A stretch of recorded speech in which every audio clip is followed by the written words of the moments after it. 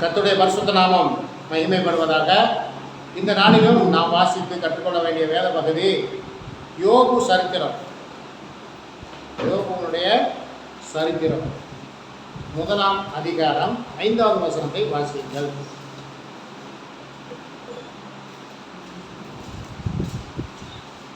விருந்து செய்கிற அவரவருடைய நாள்முறை முடிகிற போது யோபு ஒருவேளை என் குமாரர் பாவம் செய்து தேவனை தங்கள் இருதயத்தை தூசித்திருப்பார்கள் என்று சொல்லி அவர்களை அழைத்தனுப்பி பரிசுத்தப்படுத்தி அதிகாலமே எழுந்து அவர்கள் எல்லாருடைய இரத்தத்தின்படியையும் சர்வாங்க கடன்படிகளை செலுத்துவார். இந்த பிரகாரமாக யோபு அந்த நாட்களில் எல்லாம் செய்து வருவார். கர்த்தருக்கு ஸ்தோத்திரம். நாம் வாசித்திருக்கிற இந்த திருவசனத்தின் மூலம் கர்த்தர் நம்மோடு பேசும்படியாக நம் மத்தியிலே தம்பி சாலமோன் அவர்கள் செபிப்பார்கள். ஸ்தோத்திரமானவரே, ஸ்தோத்திரம் பிதாவே, ஸ்தோத்திரத்திற்காக பாவதாவே, ஸ்தோத்திரம் சபாவும் ஸ்தோத்திரம் ஸ்தோத்திரம் தகப்பனே, ஸ்தோத்திரமானவரே. நாளில் வேத பகுதி யோபு 1ஆம் அதிகாரம் 5ஆம் வசனத்தில் கர்த்தாவே தகப்பனே ஸ்தோத்திரமானவரே.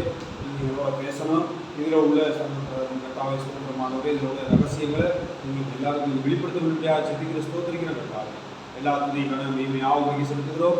மீட்பர் இயேசு கிறிஸ்துவின் நாமத்தினால் ஜெபிக்கிறோம் ஜீவனுள்ள நல்ல பிதாவே, ஆமென். இந்த 5ஆம் வசனம் யோபு சரித்திரத்தில் யோபுனுடைய சரித்திரம்னா யோபுனுடைய வாழ்க்கை வரலாறு அங்கே சொல்லுது. 5ஆம் வசனம் சொல்லுது, விருந்து செய்கிற அவரவருடைய நாள்முறை முடிகிற போது யோபு ஒருவேளை என் குமாரர் பாவம் செய்து. இந்த யோபு யாருங்க? யோபை குறித்து வேதவசனம் என்ன சொல்லுது? யோபை குறித்து வேதவசனம் என்ன சொல்லுகிறது? ஊத் தேசத்திலே யோபு என்னும் பெயர் கொண்ட ஒரு மனுஷன் இருந்தார். அந்த மனுஷன் உத்தமனும். அந்த மனுஷன் யாராமா? உத்தமனும் சன்மார்க்கனும் தேவனுக்கு பயந்து பொல்லாப்புக்கு விலகுறவருமாய் இருந்தார். அப்ப இந்த இப்படிப்பட்ட ஒரு நீதிமானுடைய பிள்ளைகள் எத்தனை பேரு? அப்ப எத்தனை பேரு? 10 பேரு. இப்ப பாருங்க, அவனுடைய 7 குமாரரும் 3 குமாரத்திகளும் பிறந்தார்கள். அவனுக்கு 7000 ஆடுகள். எவ்வளவு ஆடா? 7000 ஆடுகளும் 3000 ஒட்டகங்களும் 500 ஏர் மாடுகளும் 500 கழுதைகளும் ஆகிய மிருக ஜீவன்கள் இருந்ததும் அன்றி திரளான பணிவிடைக்காரரும் இருந்தார்கள்.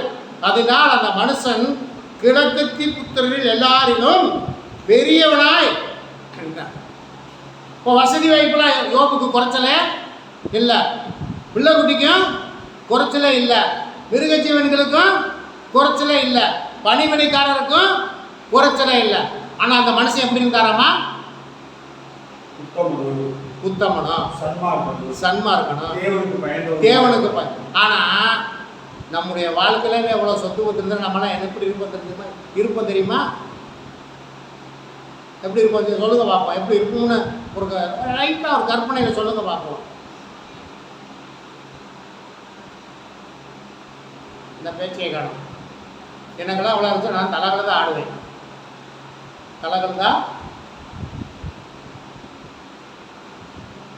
ஆனால் இவ்வளவு இருந்தும் எவ்வளோ ஆடு இருந்துச்சாமா? 7000 ஆடு, 3000 ஒட்டகம், 500 ஏர் மாடு, 500 கழுதை. ஆனால் அந்த மனுஷன் எப்படி இருந்தாராமா? உத்தமனும் சன்மார்க்கனும் தேவனுக்கு பயப்படணும். இவ்வளோதான் இருக்கேன், நான் ஏன் தேவனுக்கு பயப்படணும்னு சொல்லியிருந்தாரா? இப்போ பாருங்க. சரி, 4வது வசனத்தை வாசிங்க. அவன் குமாரர் அவனவன் தன் நாளிலே தன் வீட்டிலே விருந்து செய்து தங்கள் 3 சகோதரிகளையும் இப்போ பாருங்க, வசதிக்கு குறைவில்லை. அப்ப ஒவ்வொரு மகனும் என்ன செய்ய, தன் காலத்தில் என்ன செய்ய, பெரிய விருந்து செய்து தன் சகோதரிகளை அழைத்து விருந்து செஞ்சு போடணும். இப்போ 5ஆம் வசனம் என்ன சொல்லுதுன்னா, விருந்து செய்கிற அவர்களுடைய நாள்முறை வருகிற போது முடிகிற போது யோபு ஒருவேளை என் குமாரன் பாவம் செய்து. இப்போ பார்த்தீங்களா என்ன வருது? யோபுக்கு என்ன சந்தேகம் வந்துருச்சு? இன்னைக்கு ஒரு காரியத்தை யோசிக்கணும். விருந்து நடந்தாவே அங்க என்ன நடக்கும் தெரியுமா உங்களுக்கு? விருந்து நடந்தா என்ன நடக்கும்? சரி, விருந்து எதுக்காக செய்யப்படுறது? வேதவசனம் என்ன சொல்லுது? விருந்து சந்தோஷத்துக்கு செய்யப்படுகிறதா? ஆனா அந்த விருந்து சந்தோஷத்துல முடியும்னு நீங்க நினைக்கிறீங்களா? என்ன நீங்க எதுவுமே பார்க்காத மாதிரி என்னமோ எதுவுமே தாங்காத மாதிரி நீங்க இருக்கிறத பார்த்தாக்க அப்படிலாம் எதுவும் நடந்திருக்காது நீங்க நினைக்கிறீங்களா? விருந்துன்னு சொன்னாவே கடைசியில சஞ்சலத்துல தான் முடியும். அந்த விருந்துல அநேக காரியங்கள் உண்டு. ஏன் சஞ்சலத்துல முடியும் சொல்லுங்க பார்ப்போம்.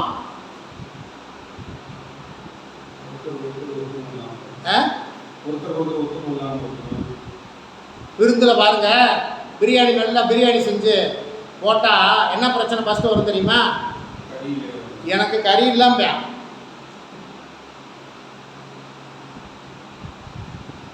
பந்தி விசாரிப்பு பண்ணினவே அவனுக்கு கூடுதலாக வச்சேன், எனக்கு கம்மியாக வச்சேன். இதில் ஆரம்பித்து கடைசியில் போய் எங்கே நிற்கும் தெரியுமா? அந்த விருந்துக்கு சந்தோஷத்துக்கு செய்யப்பட்ட அந்த விருந்து சஞ்சலத்தில் தான் போய் முடியும். சரி, விருந்து நடந்தால் எத்தனை பேர் கர்த்தரை தேடுவாங்க? விருந்து நடந்தால் எத்தனை பேர் கர்த்தரை தேடுவாங்க?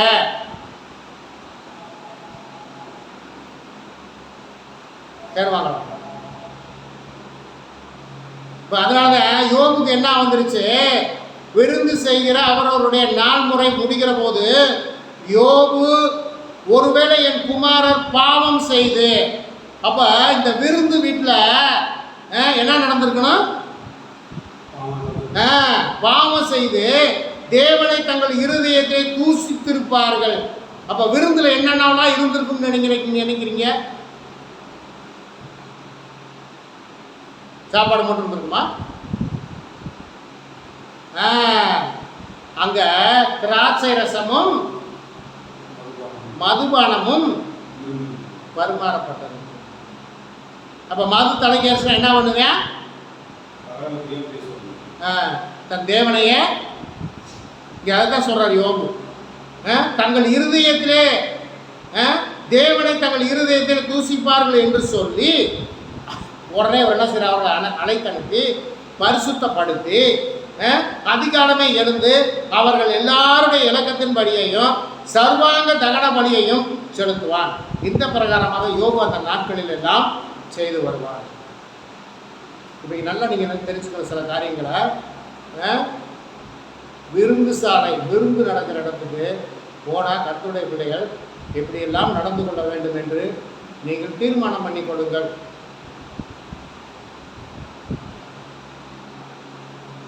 ராஜாவுடைய பந்தியிலே நீ போஜனத்துக்கு உட்கார்ந்திருந்தால் உன் கழுத்தில் இடத்த வைக்கணுமாமா? கத்திய வைய. அது கள்ள போஜனமாமே, அது கள்ள போஜனம். சாப்பிடாதுன்னு அர்த்தம். கத்திய வைன்னு என்னது? வந்தோடனே ஸ்டாப் பண்ணுன்னு அர்த்தம்.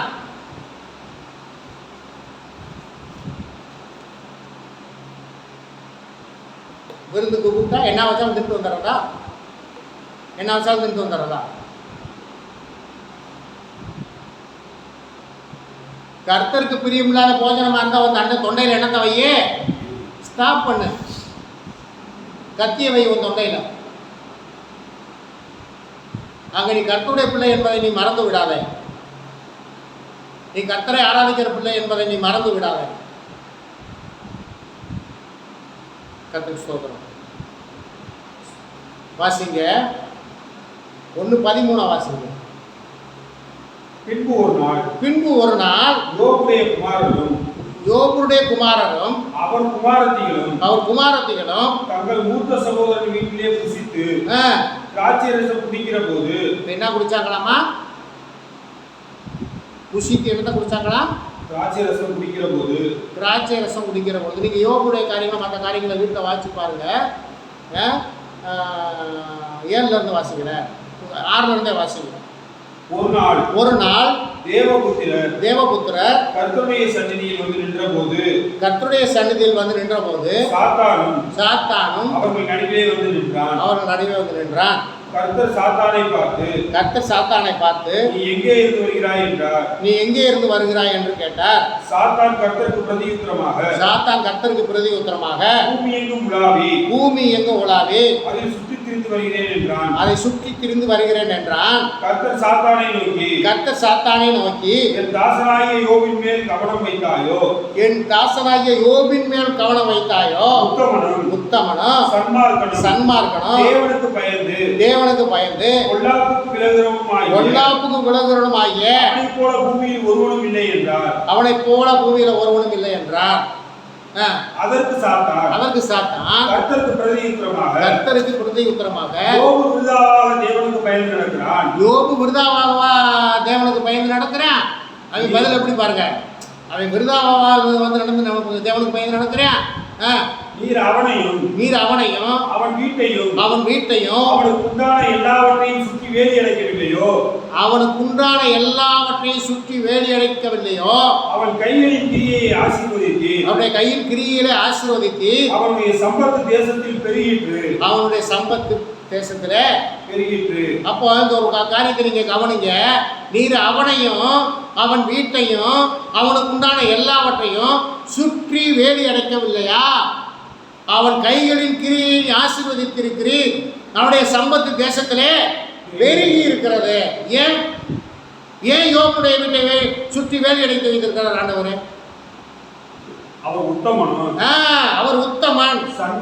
அவர் சன்மார்க்கன், தேவனுக்கு பயந்து பொல்லாப்புக்கு விலகுகிறவனாய் இருந்து அவனைப் போல பூமியில ஒருவனா இல்ல. அப்போ உன் வீடு வேலி அடைக்கப்பட்டிருக்கணும்னா, உன் வீட்டுக்குள்ள பொல்லாப்பு வராம இருக்கணும்னா, உன் வீட்டுக்குள்ள வந்து சண்டை சச்சரவு வராம இருக்கணும்னா,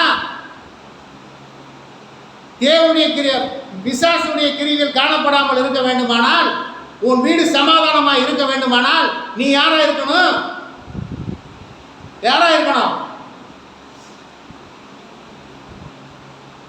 உன் வீடு வேலி அடைக்கப்படணும். என்ன பண்றது? வீடு வேலி அடைக்கணும். உன் வீட்டை சுற்றி வேலி அடைத்து அவனுக்கு உண்டான எல்லாவற்றையும் அவன் கிரிகளை உன் வீடு சுற்றி வேலி அடைக்கப்படணும். உன் கிரியை ஆசீர்வதிக்கப்படணும். உனக்கு சந்தோஷம் வேணும், சமாதானம் வேணும். அப்படின்னா நீ என்ன செஞ்சிருக்கணும்? நீ எப்படி இருக்கணும்?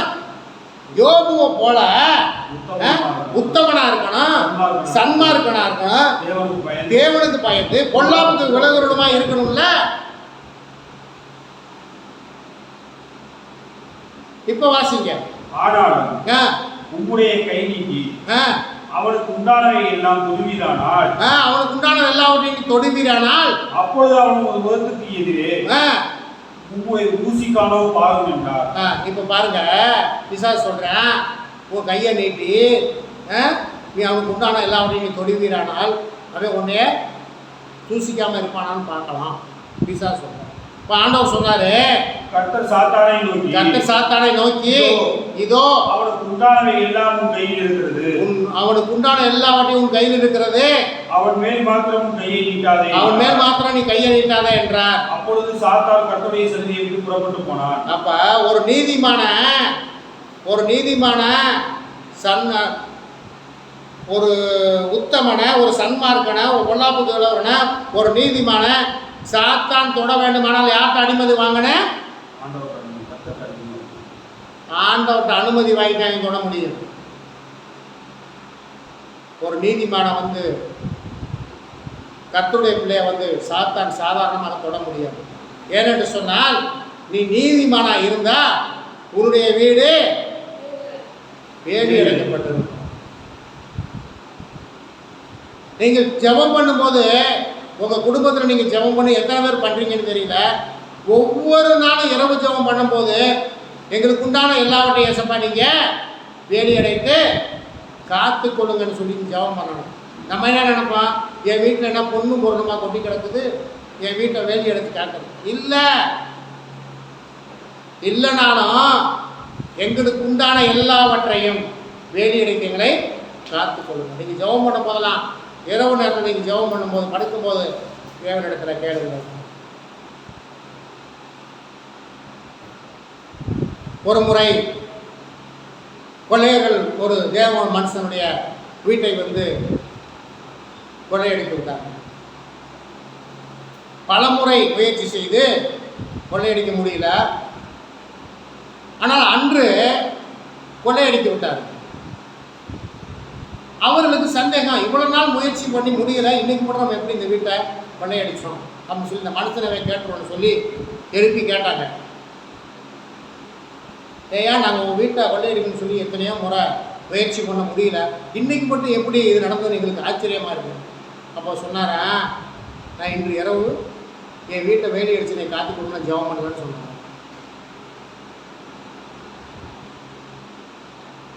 சரி, இப்போ வாங்க 13க்கு வாங்க. பின்பு ஒரு நாள் யோபுடைய குமாரரும் அவன் குமாரத்திகளும் தங்கள் மூத்த சகோதரன் வீட்டிலே புசித்து திராட்சரசம் குடிக்கிற பொழுது ஒரு ஆள் அவனிடத்தில் வந்து எருதுகள் உழுதுகிற பொழுது கழுதைகள் அவைகளின் பக்கத்திலே மேய்ந்து கொண்டிருக்கையில் சபையர் அவர்கள் மேல் விழுந்து அவைகளை சாய்த்து கொண்டு போனார்கள். வேலையாட்களையும் பட்டய கருக்கினால் வெட்டி போட்டார்கள். நான் ஒருவன் மாத்திரம் தப்பி அதை அறிவிக்கும்படி வந்தேன். இந்த சபையர் அப்படிங்கிறது யாருன்னு தெரியுமா? இதை குறிச்சு புரியல. சபையர் அப்படிங்கிறது வந்து சேபான்னு ஒரு தேசம், சேபான்னு சொல்லி ஒரு தேசம், அந்த தேசத்து ஜனங்களை குறிக்கிறது சேபான்னு சொல்லி. ஆனால் இன்னைக்கு சேபா அப்படிங்கிற தேசம் இல்லை, அதுதான் இன்னைக்கு இருக்கிற சவுதி அரேபியா. இன்னைக்கு இருக்கிற சவுதி அரேபியாவில் சேபா அப்படிங்கிற தேசம். அப்போ பாருங்க, அவங்க வந்து என்ன பண்ணிட்டாங்களாமா, சபையர் அவர்கள் மேல் விழுந்து, இந்த சபையர் அப்படிங்கிற இந்த சேபா ஸ்தானம் வந்து சேபாவுடைய ஜனங்கள் எப்பவுமே கர்த்தருடைய பிள்ளைகளுக்கு விரோதமாய் காணப்படுகிற ஒரு ஜனங்கள். இப்போ அவங்க வந்து என்ன பண்ணிட்டாங்க, இவங்க மேலே விழுந்து வேலையாட்களையும் பட்டய கருக்கினால் வெட்டி போட்டார்கள். நான் ஒருவன் மாத்திரம் தப்பி அதை உமக்கு அறிவிக்கும்படி வந்தேன். இப்படி அவன் பேசி கொண்டிருக்கையில் வேறொருவன் வந்து வானத்திலிருந்து தேவனுடைய அக்கினி விழுந்து ஆடுகளையும் வேலையாட்களையும் சுட்டரித்து போட்டது. நான் ஒருவன் மாத்திரம் தப்பி அதை உமக்கு அறிவிக்கும்படி வந்தேன். இப்போ வானத்திலிருந்து அக்கினி இறங்குச்சு. இந்த வானத்திலிருந்து அக்கினி எப்படி இறங்குச்சு?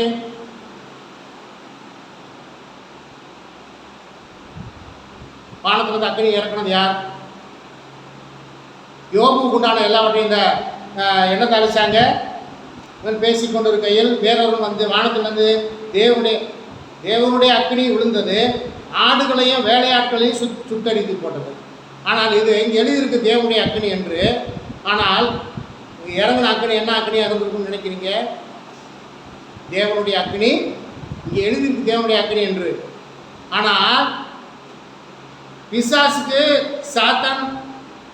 பிசாசுக்கு ஆண்டவர் என்ன கொடுக்குறாரு, என் உயிர் மேலே மட்டும் கை வைக்காது, மற்றபடி நீ எப்படி வேணாலும் அவனை சோதிச்சு பாரு.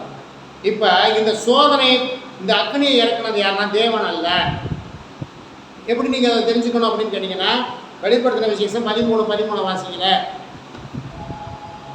வெளிப்படுத்தின விசேஷம் 13:13 வாசிங்க.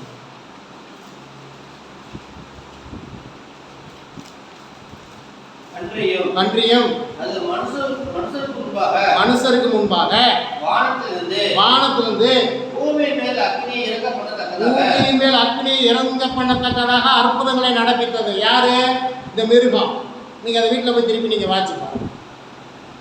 அப்ப இந்த அந்தி கிறிஸ்துவனுடைய ஆவி, இந்த பொல்லாத ஆவி வானத்திலிருந்து என்ன இறக்கும்?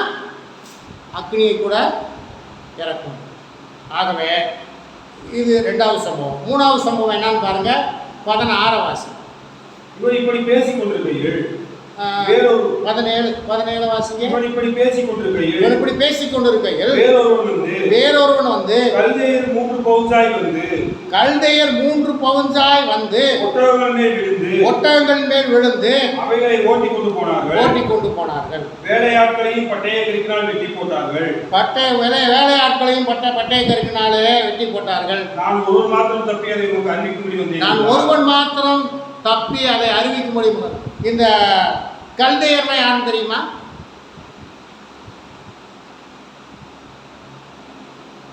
கல்தேயர்னா யாருன்னு தெரியுமா? கல்தேயருடைய கலாச்சாரம் தான் பாபிலோன் கலாச்சாரம், மெசபதோமியா.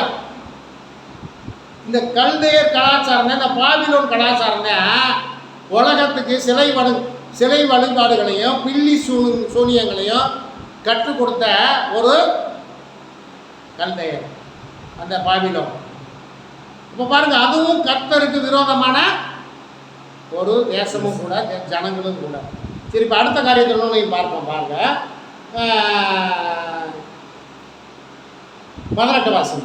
இவர்கள் இப்படி பேசிக் கொண்டிருக்கையில் வேறொருவன் வந்து உம்முடைய குமாரரும் உம்முடைய குமாரத்திகளும் மூத்த சகோதரன் வீட்டிலே புசித்து திராட்சரசம் குடிக்கிற போது, இப்ப பாருங்க, புசித்து திராட்சரசம் குடிக்கிற போது வனாந்தர வழியாய்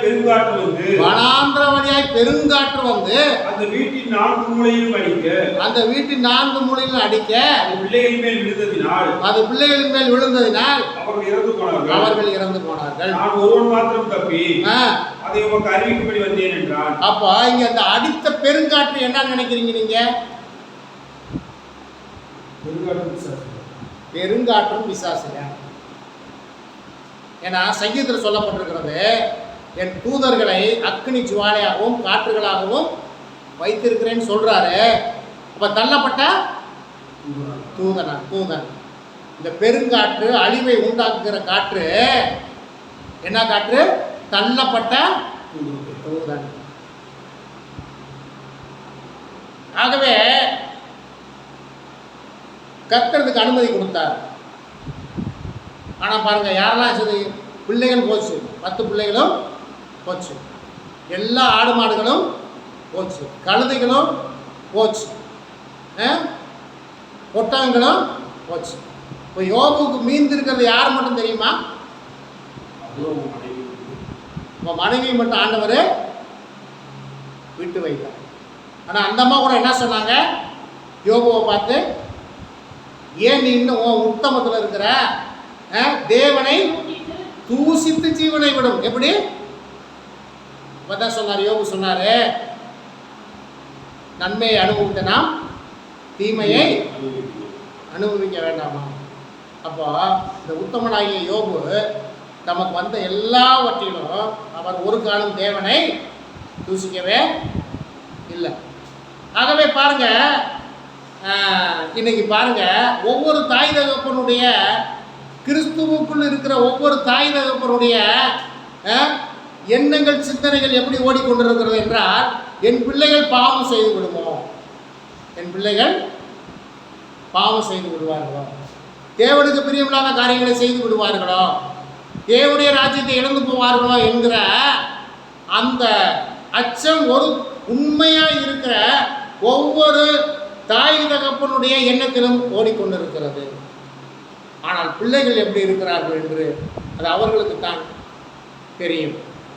இப்போ தேவன் நினைக்கிறார், நம்மளாம் யாரு?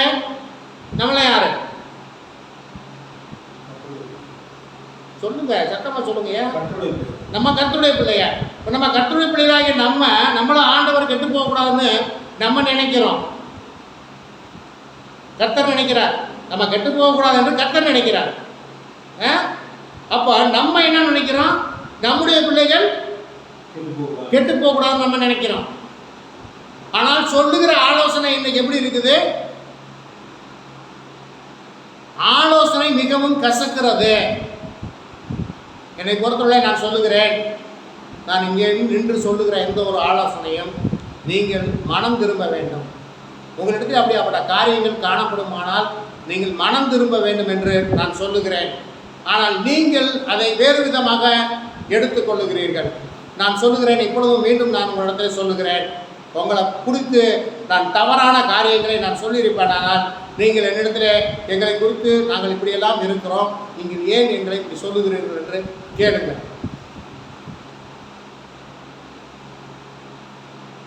மனம் திரும்ப வேண்டும், தேவனுக்கு பிரியமாய் நம்முடைய பிள்ளைகள் காணப்பட வேண்டும் என்று எப்படி ஆண்டவர் விரும்புகிறாரோ அப்படியே தன் தகப்பனும் தன் பிள்ளைகளை குறித்து விரும்புகிறார்.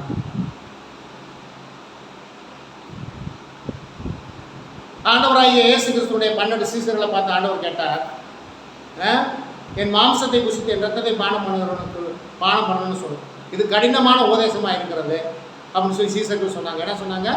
இது கடினமான உபதேசமாக இருக்குது. அப்போ ஆண்டவர் கேட்டார், நீங்கள் என்னை விட்டு போய்விட மனதாக இருக்கிறீர்களோ? அப்போ உபதேசம் கடினமாக இருந்துச்சுன்னா என்ன நினைக்கிறாங்க? போயிடணும். இந்த உபதேசம் நமக்கு ஒத்து வராது. மேல் பூச்சா பூசுகிற உபதேசமும் இருக்கிறது, நம்ம அங்கே போய் பார்த்து கொள்வோம். போகலாம், தன்னைத்தானே ஏமாற்றி கொண்டு இருக்கலாம், ஆனால் எங்கே போக முடியாது? பரலோகத்துக்கு போக முடியாது.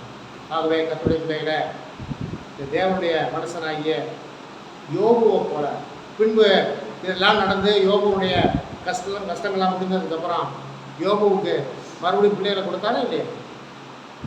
எப்படி கொடுத்தாரு? 3 தேவர்கள் எவ்வளோ வேணாம் எடுத்து வாசிங்க. கடைசியில் எல்லாரும் சேர்ந்து வாசிங்க, அப்படின்னு சரியா? கர்த்தர் யோபுவின் முன்னிலைமை பார்க்கணும், அவன் பின்னிலைமை ஆசீர்வதித்தார். 14,000 ஆடுகள். எவ்வளோ கொடுத்தாரா?